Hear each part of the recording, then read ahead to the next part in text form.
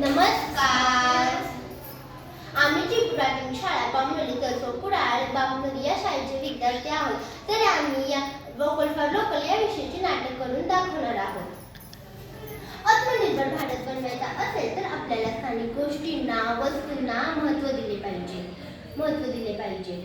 ऐका बंधू भगिनींनो, ऐका बंधू भगिनींनो.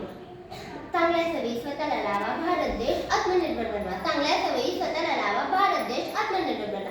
Occult for local, occult for local.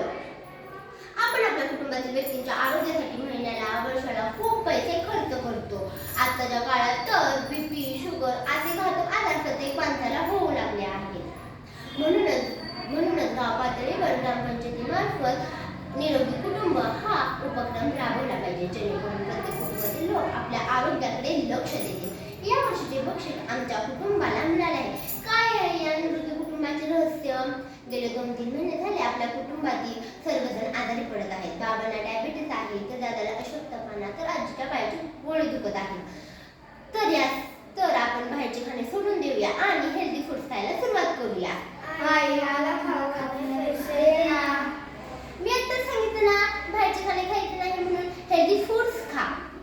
या सर्व आजारांवर मी एक उपाय सुचवलाय.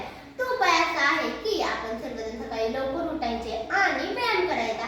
तर आजी व्यायाम करू शकत नाही, मग आपण काय करायचे? आपण आजीला चालायला पाठवायचे.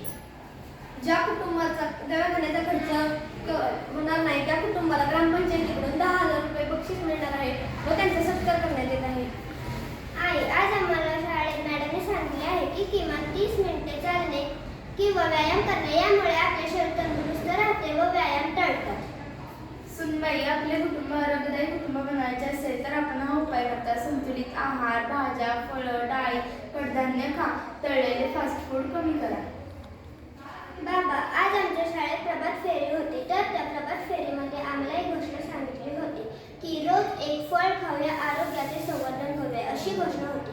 त्या कुटुंबांना आरोग्याबाबतीत मार्गदर्शन करतात.